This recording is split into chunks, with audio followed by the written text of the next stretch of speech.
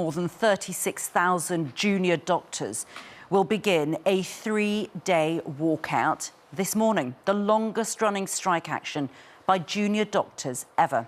According to the British Medical Association, newly qualified medics in England are earning less than a barista in a coffee shop at £14.09 per hour.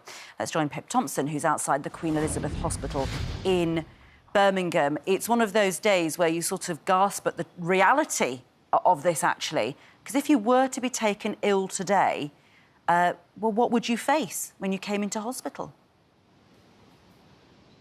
Morning, Ranveer. What you would be facing is consultants, I think, taking over the work of junior doctors today. NHS has got contingency plans in place. Here at the Queen Elizabeth Hospital in Birmingham, there's hundreds of junior doctors that are here. They will be on the picket lines from 7 o'clock this morning. You mention their pay. Now, they want this 35% pay rise because their union claims that in real terms they've had a pay cut of some 26%. And the rhetoric that has been ramped up over the last few days with the comments you make about how they could earn more working in a coffee shop. Well, the government, as you might expect, is taking issue with that, saying that that figure is a little bit misleading. But what we do know is that tens of thousands of doctors are walking out. There could be 500,000 appointments and operations affected, like that of Rebecca. She's in terrible pain. She's got endometriosis and she was hoping for surgery this week. I was absolutely devastated, felt very angry. It's not just impacted myself, it's my family that's already booked time off work. My employer, who's obviously taken time so they know that I'm going to be off work for a number of months. But for somebody in my situation who's been on pain management for a number of years, there really does need to be a conclusion to this. Rebecca echoing the thoughts of millions of people up and down the country today. But the BMA union, they say that junior doctors, they're not only underpaid, they are overworked and they are undervalued. Ultimately, it all boils down to not feeling valued. It's no wonder that when you get faced with real terms pay cut after pay cut, that people start to think about other prospects. And we're seeing that unfold by doctors either leaving the NHS and staying in the UK or going abroad and working elsewhere. The Health Secretary, Stephen Barclay, is saying that he is extremely disappointed that the BMA has declined an offer to start formal negotiations and pause their action. But that action lasts for 3 days. And brace yourselves because there are more strikes later this week by public sector workers. All right, Pip Thompson, thank you so much. And it's not just a 24-hour strike, it's a 72-hour strike.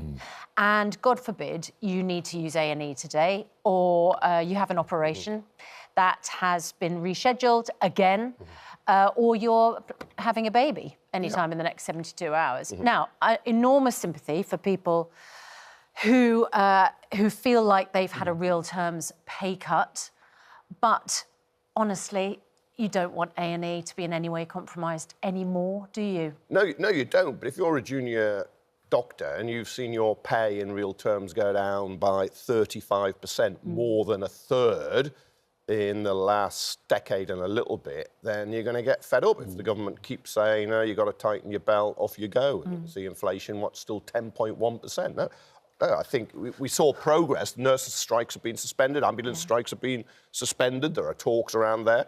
But the junior doctors get a late offer of talks, and they say Steve Barclay isn't doing it in good faith. Although tactically, is that the right call? Wouldn't the junior doctors be better to go into the talks, then come out and say it was a sham, rather than refusing to do what the nurses are doing, just have the talks? Yeah, but you know you've got to give, under the Tory legislation, which is to try and shackle trade unions, you've got to give 2 weeks' notice of a walkout in law, so you would push it right back. I think tactically I can see the case for saying, yes, we'll enter the talks, we'll suspend it, but I can also see why junior doctors are angry. Yeah, but I think, if you're looking who to blame, it's not the junior doctors, it is the government's handling of this dispute. I think Ed's We've seen it time after time. I think Ed's absolutely right, because it's been stayed for the nurses and in other areas, and I think the junior doctor said, right, we will go into these talks with Steve Barclay, the Health Secretary, and if they're not serious and there's no progress, then there'd be much more public sympathy. for their stance, because I'm not sure how much public sympathy is going to extend to junior doctors who really, this could really imperil people in a way other disputes have not. But Andrew, this is a remarkable comparison that's been made, that some junior doctors would earn more serving coffee to customers in a branch of Pret-a-Manger. They'd have to be a skilled server of coffee, although presumably... Qualified barista. Yeah, but I have a feeling that you spend more years qualifying to be a doctor 7 years. to be a barista. I think you do. Yeah, it's shocking. I use Pret-a-Manger all the time. Other coffee outlets are available, and the staff are very pleasant, are very skilled.